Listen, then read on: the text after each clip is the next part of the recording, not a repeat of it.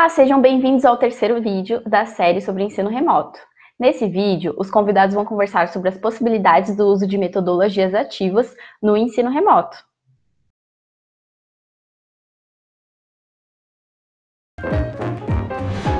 Seguindo com a Aline e com todas as experiências que vocês estão compartilhando, em que sentido o ensino remoto potencializa ou limita a utilização das metodologias ativas? Bem, na minha opinião, e aí vai em consonância com o que a gente conversou até agora, eu não acho que o ensino remoto, por si mesmo, nem potencializa e nem limita o uso de metodologias ativas. Então, tipo assim, um professor que não usa metodologia ativa no presencial, que nunca se interessou pela temática, que não compreende os objetivos, ele provavelmente vai manter o seu método tradicional no ensino remoto, enfim.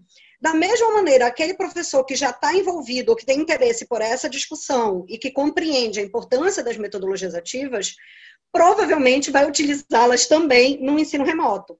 O que eu acho é que o ensino remoto, ele demanda mais a metodologia ativa, digamos assim, para ele ser bem sucedido. Porque, querendo ou não, se eu estou no ensino presencial, uma aula tradicional, mas que seja participativa, ela pode ser bem sucedida. Então, aquele professor que manja do conteúdo, que tem uma boa relação com a turma, que puxa o diálogo durante a aula, mesmo ela sendo uma aula expositiva mais tradicional, ela pode ter um bom resultado. Nesse contexto do ensino remoto, as chances disso ter um bom resultado são muito baixas. Por tudo que a gente já conversou, do cansaço, das dificuldades de conexão, do tempo de tela, da facilidade de dispersão, da concorrência com outros estímulos. Então, eu tenho um professor falando e eu tenho o Facebook, eu tenho o Twitter, eu tenho o YouTube, eu tenho tudo isso no mesmo aparelho na frente, ao mesmo tempo, enfim. Então, por tudo isso, se a minha aula ela não utilizar metodologias ativas, isso vai prejudicar muito mais o rendimento num contexto do ensino remoto. Então, eu acho que isso deveria ser muito priorizado. A outra questão é por causa da parte do ensino assíncrono, as atividades assíncronas. O que acontece quando eu estou falando só de ensino tradicional? As atividades assíncronas vão se resumir a exercício. Então, responda esse exercício, faça esse questionário, que é mais ou menos até o que o Helder estava falando ali dos testes no contexto da avaliação, né? Quando eu estou falando de metodologias ativas, a ideia da metodologia ativa, ela pressupõe a autonomia do estudante. Ela pressupõe participação, ela não é ativa aleatoriamente, né? É porque o aluno tem uma participação ativa no processo de construção daquela atividade. Inclusive nas suas escolhas de materiais, nas suas escolhas de temáticas. Então, a ideia do uso de metodologia ativa, quando eu comecei a estudar metodologia ativa, eu acabei fazendo uma curva e comecei a estudar democratização do ensino, porque são duas coisas que têm tudo a ver. Uma sala de aula que é mais ativa, ela é também mais democrática. Porque na hora que o aluno é protagonista, ele contribui com o processo de planejamento e execução da disciplina. Então, fazer metodologia ativa não é fazer dinâmica de grupo na sala de aula, que muita gente faz essa confusão. Ah, mas todo mundo se mexeu na aula, todo mundo... Tá, mas isso não é metodologia ativa. Se o professor planejou tudo sozinho, ele decidiu todos os objetivos, ele decidiu tudo que ia ser feito, como ia ser feito, quando ia ser feito, os alunos foram meros executores. A ideia de metodologia ativa, ela pressupõe protagonismo, autonomia. E o que é pior, são habilidades que a maioria dos alunos de ensino superior não tem. E eles não têm, não por incompetência, eles não têm porque a gente tem um sistema educacional que demanda do aluno que ele seja reprodutor e que ele fique passivo. Então, implementar implica também mudanças culturais, implementar metodologias ativas. Porque muitas vezes, quando você começa, os alunos não têm repertório para isso. Eu trabalho muito com metodologias ativas. E é muito interessante que na hora que eu explico a metodologia no início do semestre, a cara de rejeição dos alunos é gigantesca, vocês não têm ideia. Porque eles já estão acostumados àquela aula expositiva em que eles vão fazer uma prova e, enfim, é aquilo que eles já sabem. E aí, de repente, alguém chega dizendo que eles vão ter que desenvolver projetos, que eles têm que pensar nos problemas, que eles têm que construir coisas, que eles têm que ir atrás de referencial. Assusta. Assusta porque sacode a gente do nosso lugar. E assusta o professor também. Porque a metodologia ativa coloca o professor muito mais em face do inesperado. Então, a metodologia tradicional, o meu marido, que também é professor, né, não sei se vocês conhecem ele também, analista do comportamento, né, o Paulo Delage, ele brinca que ele diz assim, para quem é um bom expositor, dê um tempo, uma semana de antecedência que a gente dá aula de qualquer assunto, de física quântica. Porque montando slide, reproduzindo o que está no slide, eu não preciso entender do assunto, eu falo. Então, eu posso dar uma aula de qualquer coisa sem ter domínio nenhum. Na metodologia ativa, não, porque eu não sei o que vem do aluno. Na metodologia ativa, eu lido com o inesperado, então eu tenho que ter domínio. Porque o aluno vai chegar e te dizer que lê um autor que você nem conhece. E você tem que ser capaz de dialogar com esse aluno. O aluno vai chegar com uma proposta de algo que talvez você não tenha pensado. E você vai ter que sentar e pensar junto com ele na hora. Então, isso demanda do professor muito mais domínio e manejo de sala de aula do que na metodologia tradicional. Por que eu acho que a metodologia ativa ganha um destaque e está sendo mais demandada agora? Porque a gente tem a oportunidade, pelo ensino remoto, de transformar as atividades assíncronas em atividades integradas de disciplinas. Então, uma mesma atividade para múltiplos conteúdos e múltiplas disciplinas. Eu tenho a possibilidade de fazer esse aluno usar o tempo que ele está estudando em casa para não só ler. Para muito aluno, quando você pergunta o que é estudar, ele te responde que é ler. E estudar não é só ler, então a gente cria a oportunidade de outras formas de estudo e principalmente a oportunidade da criação. Então, uma coisa que eu já ouvi o Helder falando, inclusive, e que eu trabalho muito com a ideia é o momento síncrono, ele é muito mais para o debate em cima do que já foi feito. Porque aí o aluno já estudou, ele já produziu, ele já construiu e ele chega aqui para a gente sedimentar isso na aula síncrona. A aula síncrona é o momento em que ele vai construir. Se eu faço o sentido contrário, ele depende de mim explicando A, B, C, para ele ser capaz de fazer alguma coisa, eu não estou trabalhando com criação, eu estou trabalhando com reprodução. Então, eu acho que o que o ensino remoto está fazendo em relação à metodologia ativa é trazer ela à tona. Muitos professores que nunca tinham ouvido falar do assunto, que nunca tinham parado para estudar, para ir atrás de que metodologias existem e assim por diante, agora estão se sentindo provocados a isso. E aí eu espero que isso faça com que seja um modelo de ensino que ganhe adeptos a partir daí. Porque apesar de ser mais trabalhoso, eu falo como professora, é muito mais agradável. Porque, gente, você dá a mesma disciplina todo semestre. Se você só faz aula expositiva, prova, no sentido tradicional, enfim, chega uma hora que o professor não aguenta mais aquilo. Porque é tudo igual. Com a metodologia ativa, a turma constrói a disciplina daquele semestre. Tanto que eu lembro, qual foi a turma? Foi a turma que vivenciou dessa maneira. Ah, foi a turma que fez aquilo. Aquilo marca aquela experiência, porque ela é uma experiência nova para o aluno e para o professor. Então, isso é muito interessante. Então, eu acho que o ensino remoto vai conquistar docentes a trabalharem com a metodologia ativa, por ela acabar se adequando melhor a esse formato. Isso é a minha leitura, pelo menos. Posso fazer uma leitura pessimista disso? Assim espero, Aline. Meu sonho é que seja, como se disse, né, das pessoas verem na possibilidade, especialmente com o desenvolvimento de atividades assíncronas, de uso dessas metodologias ativas. Mas onde está a minha preocupação? Como muitas outras coisas também no contexto da educação, da gente predominantemente está fazendo uma adoção, né, usar o termo lá do Darcy Ribeiro, uma adoção, uma modernização reflexa e não um desenvolvimento autônomo que vai requerer muito mais repertório e condições, inclusive, de avaliar a nossa prática profissional. Por que estou falando isso? Tem de onde eu parto para falar isso primeiro? Tem um texto muito legal da professora Olga Cubo do Silvio Botomé que examina um pouquinho a lógica sobre a orientação para o ensinar. E eles falam lá do ensino por atividades, ensino por projeto, por competências, ensino por comportamento e tudo mais. O que eles destacam como núcleo? Quando a gente fala que vai ensinar ou trabalhar com metodologias ativas, ou botar aluno para desenvolver um projeto, para resolver um problema e tudo mais, é muito legal que a gente está descrevendo o que o aluno vai fazer. Só que tem um problema de base aí, que é a falta de clareza sobre o que o aluno deverá aprender por meio desse fazer. Ou seja, se o professor não tem clareza sobre os objetivos de aprendizagem importantes e relevantes para esse momento de formação dos alunos, qualquer ensino por atividade, por projeto, por problema, é um ativismo nem sempre orientado pela função desse momento pedagógico. E aí o problema é, se a gente não ensina, por exemplo, essa discussão sobre objetivos de aprendizagem, isso fica de lado e a gente começa a ensinar técnicas de ensino ativo, as pessoas vão reproduzir técnicas com uma alta tendência que essas técnicas não sejam muito promissoras, porque eles não estão sob orientação daquilo que é mais importante de ser garantido no contexto de ensino. Ou seja, a gente promove um ativismo, né, já que estamos falando de ensinar por atividade, mas desvinculado da sua função educacional. Esse é um risco que eu acho bastante grande e que acho que tem sistematicamente aparecido exemplos disso por aí. Um exemplo, vi uma experiência de uma instituição que implementou a aula invertida, que basicamente o aluno estuda antes e vem para a aula para construir e debater em conjunto.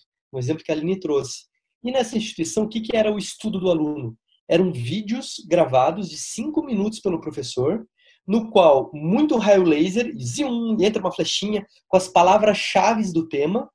É quase que um mapa mental em 3 dimensões e que vai girando, e o professor falando aquelas palavras, uma mega produção audiovisual, e acabou. E a aluna ia para a sala de aula e a professora falava: como que vocês relacionaram os termos que a gente viu no vídeo? Assim, não tem pé nem cabeça um negócio desse.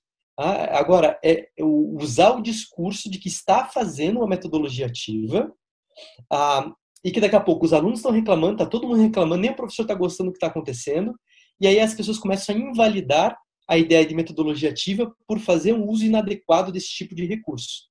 Então, assim, eu vejo um risco muito grande nisso, olhando para outras coisas que já aconteceram na educação. Por exemplo, década de 80, se tornou bastante importante o debate sobre objetivos de aprendizagem. Década de 60 começou, tanto entre os analistas de comportamento, Benjamin Bloom, entre outras pessoas, muita gente falando de objetivo. Hoje a gente fala pouco disso. E, em geral, professores não sabem formular objetivos de aprendizagem. Não faz parte da formação pedagógica, muitas vezes.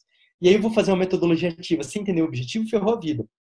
Junto a isso, pensando no contexto de ensino superior, quando eu tenho uma disciplina num curso de graduação, essa disciplina deveria ter sido construída com base em alguns objetivos de aprendizagem que fazem parte desse período da formação do aprendiz, do nosso estudante, que faz sentido num conjunto que vai lá no final do 5º ano da psicologia derivar o perfil do egresso, que é o que esse cara tem que ser capaz de fazer como profissional da psicologia na sociedade lá fora. Então, a disciplina ela tem certos objetivos que deveriam ser garantidos nessa etapa de formação. Aí os nossos problemas. Quando eu vou para uma disciplina, os objetivos deveriam ser relativamente estáveis. Agora, pensando em programação de ensino, montar a atividade ou recurso ativo para ensinar deveria levar em consideração esses objetivos, mas como a Aline bem destacou, perfil, jeitão dos alunos, os interesses que eles estão tendo naquele momento. O professor deveria ser o bastião que garante que eles vão caminhar em direção aos objetivos. Mas o meio de fazer isso, que tipo de trabalho, que formato, sei lá o quê, pode ser muito flexível, inclusive. Então, essa ideia de democratização que a Aline traz, eu acho que é nuclear para a gente pensar. A gente não precisa ter o tempo todo fazendo a mesma atividade com toda a turma e por diante. Nós podemos flexibilizar, levando em consideração o perfil da turma, o perfil dos alunos e interesses deles. Agora, isso caminha numa direção que não é para qualquer lado, não é fazer o que os alunos querem, é fazer algo pertinente para os interesses do aluno, mas coerente com a função daquela disciplina neste curso. Então, o professor aprender a transitar entre essas coisas me parece que ser um pouco o desenvolvimento de uma flexibilidade na criação de condições de ensino, coerente com o conhecimento que a gente tem sobre ensinar e aprender. Ou seja, você pode trabalhar muito bem, nadar de braçada na metodologia ativa e ser coerente com o currículo do curso. Não existe nenhuma disposição que impeça você de flexibilizar a forma de fazer em relação ao que é previsto na sua disciplina. Agora, aprender a fazer isso é uma habilidade que envolve entender a ideia de objetivo, entender a ideia de currículo, entre uma série de outras habilidades.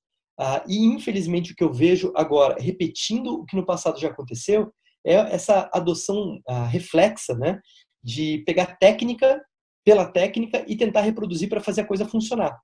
E aí eu acho que a tendência, muitas vezes, é ter experiências de frustração, mais do que de satisfação, tanto para professores quanto para aluno. Então, embora eu acho que, com certeza, vai ter professores que vão se beneficiar muito de ter que pensar sobre atividades assíncronas e voltar e continuar fazendo uso disso no futuro, mesmo depois que acabar essa pandemia, eu acho que muitos professores vão querer ficar longe do computador, vão ficar longe dos recursos online, simplesmente pela história individual no tipo de uso que fizeram desses recursos todos. Então, o uso inadequado, eu acho que ele mais afasta a gente do que nos aproxima dessas possibilidades. Agora é importante ressaltar, né, que não precisa ter nada a ver com o computador, né? Agora a gente está demandando do computador pela situação que nós nos encontramos, né? Mas você pode trabalhar com essas metodologias ativas, enfim, sem estar trabalhando com questões online, né? Eu entendo essas tuas ressalvas, e concordo contigo, por causa de tudo que é modismo, na verdade, né? Tudo que é modismo, você vai ter pessoas que adotam só porque está na moda e para dizer que está fazendo, mas não, na verdade, tem uma reflexão, né? A minha experiência do que eu vejo de perto aqui em Belém, nas instituições, as instituições que investem na formação docente para o uso de metodologias ativas, elas são muito bem-sucedidas, justamente porque elas provocam esse tipo de reflexão que o Helder está colocando, do professor entender o objetivo. Eu não vou lá só aplicar porque estão me dizendo que eu tenho que aplicar. Eu estou entendendo e eu estou vendo que metodologia eu me identifico mais, inclusive como professor. Tem metodologias que eu sei que são extremamente eficazes, mas eu não me imagino fazendo, porque não é meu perfil docente. Aí, por quê? Tu tem alguma coisa contra? Não, mas eu não me identifico, eu sou outro tipo de professora. E aí já tem coisas que provavelmente eu faço e que tem outros professores que vão olhar e dizer, jamais farei isso na minha sala. E tá ok, porque nós temos diversidade entre as pessoas, da mesma maneira que tem entre os alunos, tem entre os professores. Se a gente tem essa clareza, como o Helder estava colocando, dos objetivos da aprendizagem e do que representa a metodologia ativa, da importância do protagonismo, da autonomia, da criação, da reflexão crítica, como critérios definidores do que é uma metodologia ativa, aí eu tenho uma coerência na minha prática, né? Para dar um exemplo dessa questão da sala de aula invertida, eu vou contar rapidinho aqui para vocês. Eu tenho na disciplina de Psicologia e Educação Inclusiva, tem uma unidade em que a gente vai... na de Psicologia Escolar e Educacional mesmo. Tem uma unidade que é sobre políticas públicas educacionais. E logo as primeiras vezes que eu ministrei essa disciplina, era a unidade que eu tinha pior adesão dos alunos. Eram minhas aulas mais chatas. Os alunos passavam a aula inteira de bochecha caída, eu falando e explicando as políticas e não sei o que, e era terrível, ninguém aprendia nada no final, tipo, era um desastre. E isso começou a me incomodar muito, tipo, não tá funcionando, não tá servindo para ninguém. E aí eu resolvi começar a adotar a sala de aula invertida para essa unidade. Mas aí, fazendo de verdade. Então, o que a gente faz, né? Eu dou uma breve explanação do que são políticas públicas educacionais, breve, que eu digo é breve, tipo assim, 10, 15 minutos no máximo, assim, uma coisa bem breve. E aí, então, os alunos se dividem na sala de aula sobre políticas educacionais que eles têm interesse de conhecer. E eu deixo literalmente livre para os alunos. Então, por isso, cada turma é completamente diferente da outra. Então, individualmente, os alunos vão vendo, eu me identifico com tal coisa, seja porque eu gosto, seja porque eu critico, as motivações mudam. Mas eles vão dizendo, eu quero estudar cotas, eu quero estudar o Fundeb, eu quero estudar, enfim. E cada um vai escolhendo uma política educacional. E aí, depois que a gente fecha as políticas que vão ser estudadas, eles têm até a aula seguinte para estudar em casa. Eu não dou para eles nenhuma referência base. Eles vão procurar as referências que eles vão usar para estudar. E na aula seguinte, a gente monta os grupos de debate das políticas que eles estudaram. E todos apresentam, dentro desses subgrupos, as políticas que eles estudaram e depois a gente abre para um debate coletivo na sala. Gente, é muito interessante. Os alunos chegam, às vezes, com dados que eu nunca tinha ouvido falar. Tipo, de eu pegar a referência com o aluno e dizer, gente, que legal essa pesquisa que você achou, que bacana isso daqui, sabe? E eles vão atrás de literatura, de lei, de vídeo, de um monte de material complementar. Por quê? Porque eles estão estudando uma política que eles realmente se interessam, que eles queriam saber sobre ela. E aí, quando chega na hora da sala de aula, eles vão saber muito mais daquela, mas eles vão aprender as políticas dos demais e, mais do que tudo, que aí volta para o que o Helder colocou, qual é o meu objetivo de aprendizagem principal quando tem esse tópico? Eles entenderem a importância de políticas públicas educacionais, como elas são construídas e onde buscá-las. Eles aprendem isso. Porque no futuro, não adianta o aluno dominar 5, 6, eu não sei com o que é que ele vai lidar. Talvez até ele ser psicólogo, isso nem esteja mais em vigor. Então é mais importante ele saber buscar e interpretar o que ele está lendo do que ele conhecer na ponta da língua todas as que já existem e como elas são. Então você desenvolve mais a habilidade do que o conteúdo. E é muito interessante porque acaba tendo perfil de turma. Tipo, eu tenho turmas que são basicamente políticas para um determinado viés, uma determinada direção. Em outras turmas, vai para outro. E assim você vai adequando para a realidade daquele grupo de alunos com que você está trabalhando. E a aula acaba sendo muito mais envolvente. Hoje em dia, é uma das aulas que meus alunos mais gostam. Saiu da aula de menor adesão para uma das aulas do semestre que eu tenho mais engajamento dos alunos. Então, é bem interessante. Mas é isso que o Helder está colocando. Se eu fizesse um videozinho dizendo o que é política educacional, mandasse eles verem em casa, ia ser tão chato quanto era anteriormente, ia ser tão maçante, enfim. Então, a questão é muito mesmo, a gente está preparado enquanto docente para compreender os nossos objetivos, a estrutura da coisa toda e o quanto isso se adequa para o seu perfil docente e para aquele perfil de turma também, né? O exemplo me lembrou muito o Fred Keller, Aline, no livro Memórias Póstumas de um Professor Universitário, que é uma espécie de autobiografia dele. Ele tem uma passagem, não sei se é nesse texto, na verdade, ou se é no Adeus Mestre, acho que é no Adeus Mestre, na verdade, e que ele diz, o aluno não é desmotivado, preguiçoso, incapaz, nada. O aluno está desmotivado, ele está desmotivado dada as condições que a gente oferece para ele aprender. É muito chato fazer certas coisas, o aluno não está a fim de ficar ali fazendo aquilo. Adequar, às vezes, as condições de ensino que a gente oferece viabiliza que o aluno fique empolgado, feliz, tranquilo, satisfeito, envolvido e tudo mais. É muito triste, né, quando a gente vê discurso de professores universitários falando sobre essa geração, os alunos não leem. Sobre aluno não leem, inclusive hoje, a BBC hoje publicou uma longa matéria, eu não sei por que deram espaço para isso, de um professor no Peru, que durante uma aula gravada no Zoom, ele falou, eu vou abandonar isso aqui, não aguento mais dar aula nessa coisa remota, não sei o quê. Um aluno filmou, botou na internet e viralizou no mundo inteiro. E aí entrevistaram o professor e o aluno. E aí o professor falou, os alunos não têm comprometimento, não participam da aula, não leem os textos que eu peço. Essa reclamação dele para o ensino remoto, veja. E aí a BBC entrevistou o aluno que colocou o vídeo na internet. E o aluno falou, olha, participar na aula desse professor é certeza que você vai receber xingão, que o cara te trata mal e sei lá o quê. A gente não dá vontade de participar porque a gente tem medo. Enfim, eu vi ali claramente aquilo que eu ouço há anos no ensino presencial, de professores reclamando que o aluno não lê o texto. Aí você pergunta, mas como é que foi tua aula? Eu fui para a sala de aula, botei meu PowerPoint e apresentei o texto. Por que os alunos vão ler o raio de um texto se depois ele vai para a sala de aula e o professor apresenta o texto em slide? Eu quero ver o resumo da coisa mesmo. Né? Então, assim, não faz sentido você demandar ou imaginar que o aluno vai ler, vai se envolver com isso, se você não cria contingências adequadas para que o aluno estude, aprenda, se desenvolva. Ele não vai fazer isso. O aluno, como qualquer organismo vivo, busca seus reforçadores e foge dos aversivos. Ele vai tentar fazer do jeito mais fácil e mais legal para ele. Se ler não ajuda em nada, eu não vou ler. Tá? A regra básica é essa, né? Então, eu precisaria olhar com muito cuidado para isso, né? Que condições a gente está criando para, de fato, criar esse envolvimento e que uma metodologia ativa não seja só um mero fazer algo em sala de aula, mas que, de fato, seja uma atividade significativa, com sentido para o aluno que está fazendo, que ele perceba que ele está aprendendo e que o professor possa perceber isso também. Eu gosto muito, eu não sei se você conhece ali o trabalho do John Hattie, ou John Hattie, dependendo como é que você fala a pronúncia dele, que é um professor da Universidade de Melbourne, na Austrália, e ele fez uma meta-análise, ele fez a meta-análise das meta-análises em educação. Ele revisou 900 meta-análises já feitas na história da educação para ver o que funciona e não funciona na educação. E ele tem um ranking, o PSI do Keller aparece na 40ª posição, por exemplo, um dos métodos mais efetivos na história da educação, está lá no livro dele.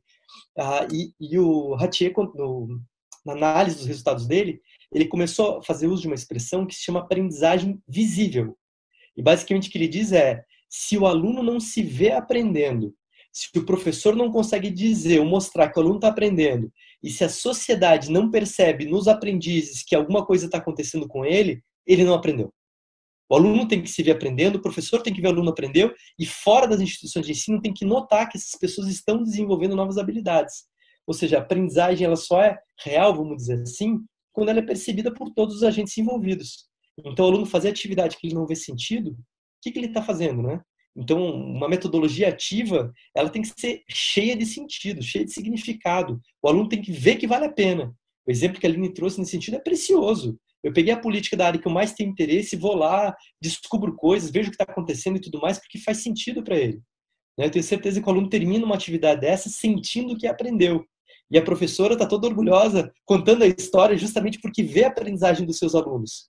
E quando eles vão para fora da universidade e falam sobre políticas educacionais com brilho no olho, a sociedade percebe que esse cara aprendeu, né? Então, a aprendizagem ela tem que ser concretizada em comportamentos efetivos das pessoas na vida em sociedade, né? Ou na aprendizagem visível, usando o termo do Ratier. E acho que isso é fundamental, né? Que a gente não simplesmente faça coisas por adoção de técnicas, mas que a gente entenda o sentido das coisas e garanta uma educação de fato efetiva e com sentido. Agora, se tem uma coisa que eu tenho abuso, é por esse tipo de frase, de essa geração é assim ou é assado. Gente, isso me irrita tanto. Primeiro porque, né, a gente sabe que toda geração fala isso da geração seguinte, né? Todo mundo acha que a sua geração era o primor da dedicação e tal. E depois, porque as pressões sócio-históricas que essa geração vive é muito diferente da minha, por exemplo. Não vou nem falar antes. Só para dar uma síntese, assim, quando eu entrei na faculdade de psicologia, era o segundo curso mais concorrido da UFPA e eram 11 candidatos por vaga. E aí hoje são 70 na mesma universidade. Então, só aí você já vê um aluno que está entrando com uma pressão completamente diferente. O que era fazer ensino médio naquela época, porque é fazer ensino médio agora. Tipo, a pressão é muito diferente. Ele chega na faculdade, eu tenho aluno de primeiro semestre que me pergunta, professora, eu vou conseguir publicar isso daqui? Porque se eu não publicar, eu não entro na pós. E eu digo, gente, eu não pensei em publicar na minha graduação. Isso não era uma pressão. Eu queria ir para congresso até porque era uma oportunidade de passear e conhecer as pessoas, enfim. E hoje você vê os alunos desesperados, porque eles precisam ter um currículo forte, porque senão eles não vão conseguir um mestrado, eles não vão conseguir bolsa, eles não vão conseguir emprego. Eles já estão no primeiro semestre com uma pressão gigantesca de competitividade, inclusive, que não era presente na minha geração. Então, o professor virar e dizer que esse aluno é desinteressado, é desmotivado, eu digo, não, gente, se tem uma grande diferença geracional para mim, é que essa geração é ansiosa. E eles têm todo motivo para serem assim. A gente tem um contexto socioeconômico que justifica isso. E aí, por isso, até um dos projetos que a gente está trabalhando agora lá na Federal, o projeto de extensão, é com a saúde mental na graduação, porque são índices absurdos nessa direção. Então, eu vendo esses dados, me irrita muito quando eu vejo um professor que diz, porque essa geração não quer nada com nada. Não, às vezes eles não têm ânimo para fazer, porque eu já ouvi de aluno, para que eu vou me matar para fazer um trabalho que eu sei que não vai me ensinar nada? Então, às vezes, ele está de voluntário em 3 projetos de pesquisa diferentes, mas não faz nenhuma atividade de sala de aula. Porque ele faz a seleção do que é prioritário para a formação dele. E são coisas que a gente precisa refletir do que isso nos diz sobre o nosso sistema de ensino. E olha que eu estou falando aqui do presencial. No remoto, a situação tem piorado ainda mais. Então, é algo para a gente pensar mesmo, né?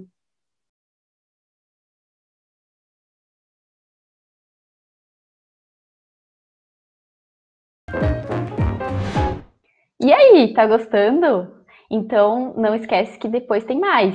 No próximo vídeo, nós vamos falar sobre as perspectivas para o futuro e o papel do psicólogo. Deixe seu like, comenta aqui e se inscreva no canal.